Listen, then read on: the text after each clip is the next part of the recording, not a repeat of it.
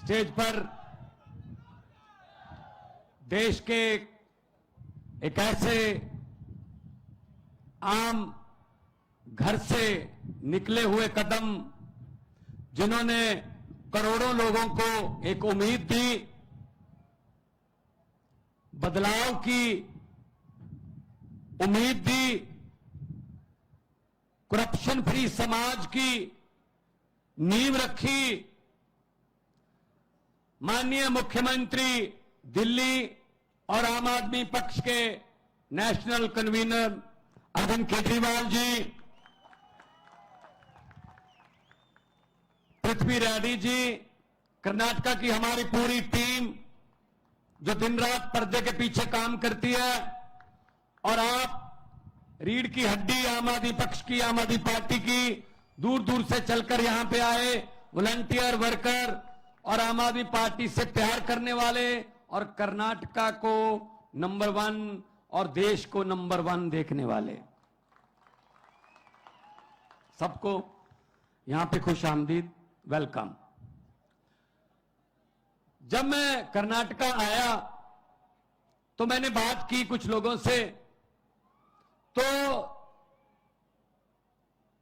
10 second में ही समझ आ गया कि समस्याएं वही हैं जो पंजाब की हैं। किसान की समस्या वही है जो पंजाब की है। हमारे यहां गन्ने की खेती होती है, लेकिन जब से आम आदमी पार्टी की सरकार, अभी साल नहीं हुआ, 16 मार्च को साल होगा, हमने गन्ने के उत्पादकों का 300 करोड़ रुपया जो पिछली सरकारों ने नहीं दिया था, आते ही सबसे पहले वो दिया, और गन्ने का रेट 380 रुपए क्विंटल है। पंजाब में, देश में सबसे ज्यादा रेट पंजाब में मिलता है, और मुझे पता चला यहां पे तो 200, 180, 220 तक मिलता है। और हमारी भी जो गन्ना मिले हैं वो कई कई साल पैसे नहीं देती थी, यहां भी यही हाल है। तो समस्याएं हमारी वही हैं। मुझे पता चला 2.5 लाख वैकेंसीज हैं गवर्नमेंट जॉब्स में, 2.5 लाख पद खाली हैं, और आम आदमी पार्टी की सरकार बनी 1 साल में 27,790 नौकरियां देकर आपके बीच में खड़ा हूं भाई साहब, सरकारी नौकरियां 1 साल में। और मुझे पता चला कि कॉन्ट्रैक्ट पर जितने भी कर्मचारी हैं वो कच्चे हैं, उन पर तलवार लटकती है, कब निकाल देंगे, कब कह देंगे घर जाओ, आपकी जरूरत नहीं है। और पंजाब सरकार ने 14,000 पहले किए, अभी हमारा बजट का सेशन आ रहा है, उसमें भी मता आ रहा है 14,000 अब करेंगे। 28,000 कॉन्ट्रैक्ट वाले जो मुलाजिम थे कच्चे, उनको पक्के करके आपके बीच में खड़ा हूं भाई साहब। कोई हवा में बातें नहीं करते, हम हवा में बातें नहीं करते। यहां भी वही मुद्दा है, OPS, old pension scheme. Old pension scheme में क्या था, सरकारी कर्मचारी दफ्तर में काम करता था, जॉब करता था, तो उसकी तनख्वाह में से पैसे करते थे जीपीएफ के, ईपीएफ के। जब वो रिटायर हो जाता था तब उसको इकट्ठे पैसे मिल जाते थे, वो अपना घर बना लेता था, अपने बेटे बेटियों का किसी का भी कोई गिफ्ट दे देता था, तो उसकी जिंदगी आराम से निकलती थी। अब क्या कर रहे हैं भाई साहब, अब भाई साहब का फरमान आ गया दिल्ली से, इनके पैसे काट तो लो लेकिन इनको मत दो, शेयर मार्केट में लगा दो, वहां से नीरव मोदी, विजय माल्या, ये अडानी सब ले जाएंगे। और जब तक आप रिटायर होंगे आपको कहा जाएगा बहुत बहुत धन्यवाद, आपने बहुत अच्छी सरकारी नौकरी की, पेंशन तो आपकी नीरव मोदी ले गया और अडानी ले गया। यह न्यू पेंशन स्कीम है उनकी, that's called new pension scheme. तो हम ओपीएस को हमने अपने पहले नोटिफिकेशन जारी किया, अब हमने कैबिनेट में इसको लाग लेके आए हैं। हम केंद्र के साथ लड़ाई लड़ेंगे कि हमारा पैसा वापस दो। 18,000 करोड़ हमारा जो पेंशन का, old pension, new pension scheme का जो इन्होंने रखा है, वो वापस लेने के लिए हम लड़ाई लड़ेंगे, मुलाजमों के साथ लड़ाई लड़ेंगे। तो ये तो इनके कारनामे हैं। हम हवा में बात नहीं करते। अरविंद केजरीवाल जी ने कहा दिल्ली में मैं बिजली फ्री कर दूंगा। अरविंद केजरीवाल जी ने कहा मैं स्कूल अच्छे बना दूंगा। तो मजाक कर रहे थे ये लोग, ऐसे कैसे हो सकता है? जब स्कूल अच्छे बनने शुरू हुए, धीरे धीरे स्कूलों में टीचर्स जो हैं उनको विदेशों में ट्रेनिंग देकर धीरे धीरे बच्चों का रिकॉर्ड, बच्चों का पास प्रतिशत बढ़ता गया। आज दिल्ली के स्कूलों का पास प्रतिशत प्राइवेट स्कूलों से ज्यादा है, 99.7% है जी। मैं तब पंजाब में अभी चुनाव नहीं हुए थे, मैं 2014 से एमपी था, 2019 में भी एमपी था, तो मैं दिल्ली रहता था जब पार्लियामेंट होती थी। सच मानिए, मेरे पास दिल्ली के लोग आते थे, जब कोई पार्लियामेंट में काम करते हैं, जब पार्लियामेंट की कोई गाड़ी चलाता है, जब कोई मिल गया, वैसे उनको पता चल गया भगवंत मान का घर है, तो मेरे पास प्राइवेट स्कूल में एडमिशन के लिए सिफारिश नहीं आती थी। वो कहते थे जी दिल्ली के किसी सरकारी स्कूल में एडमिशन करवा दो, बच्चे की जिंदगी सुधर जाएगी। ये किया अरविंद केजरीवाल जी ने, ये किया मनीष सिसोदिया जी ने। बदले में क्या किया?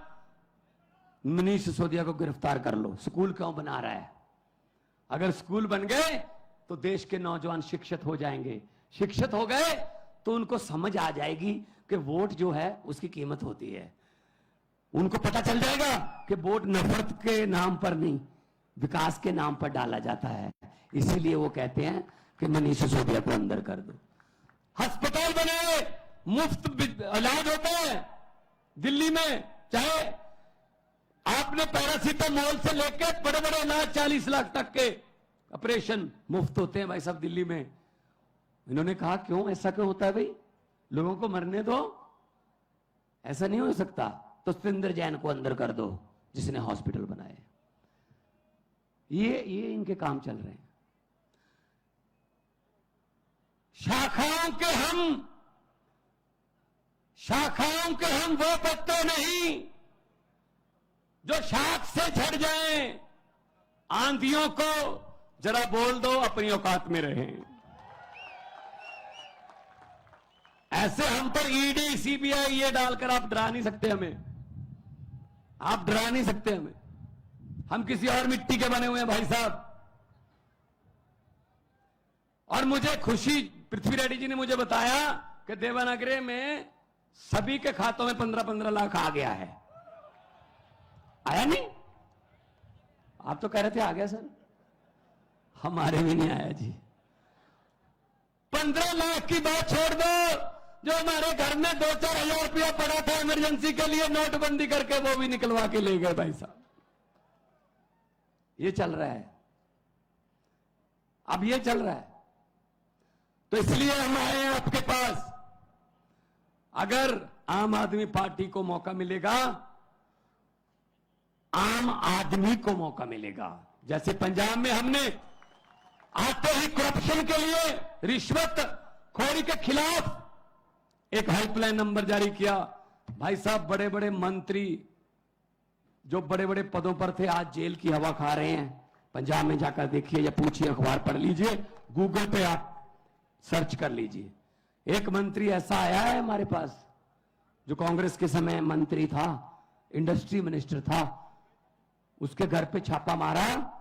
बाकी चीजें तो चलो मिलेंगी, कोई रजिस्ट्रियां, कुछ कोई बैंक के लॉकर, ये वो।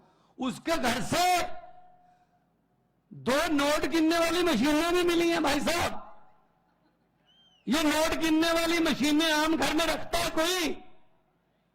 ये सिर्फ लुटेरों के घर में ही हो सकती हैं बस, या बैंक में होती हैं, या रिश्वतखोरों के घर पे होती हैं नोट गिनने वाली मशीन। इसका मतलब उसका परिवार नोट गिन गिन के तंग आ गया।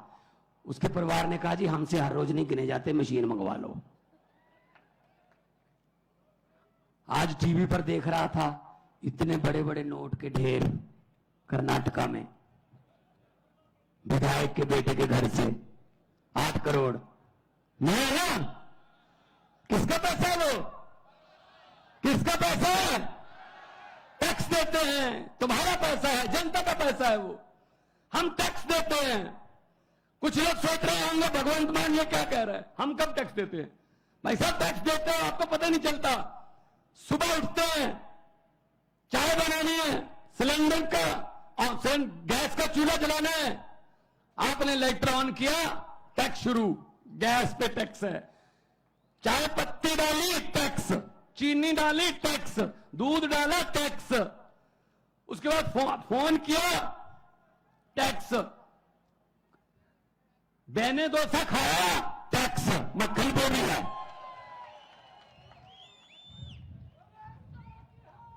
अब तो छाछ पे भी टैक्स है, आटे पे भी टैक्स है। बाजार गए, मोटरसाइकिल लेके गए, डीजल पेट्रोल टैक्स, सब्जी लाए टैक्स, शाम को डिनर करके सोचते हो सोने से पहले शुक्र है अब कोई टैक्स नहीं है, नहीं गलतफहमी में हो, ऊपर पंखा चल रहा है टैक्स। भाई साहब हम तो सोते हुए भी टैक्स दे रहे हैं, जब हम सो रहे हैं तब भी टैक्स दे रहे हैं। तो इनके बेटों के घर से 8-8 करोड़ के पैसे मिलते हैं। 8 करोड़ तो वैसे एक छोटी सी झांकी है।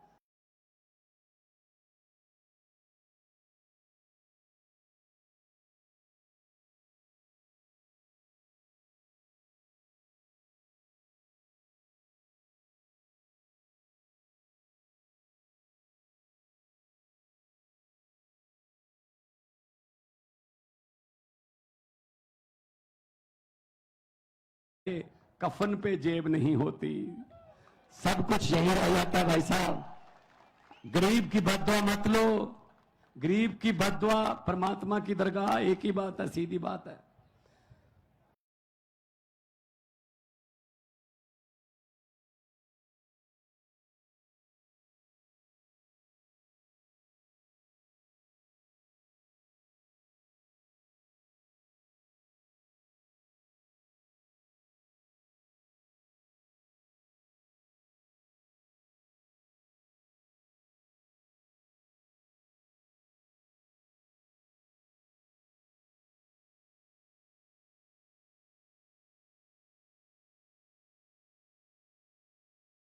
गांव में रहता था बाहर, उसके पास गए, संत जी हमारी तो भैंसें चोरी होने लगी हैं, कोई उपाय बताइए, बताइए क्या करें, कौन चोरी कर रहा है।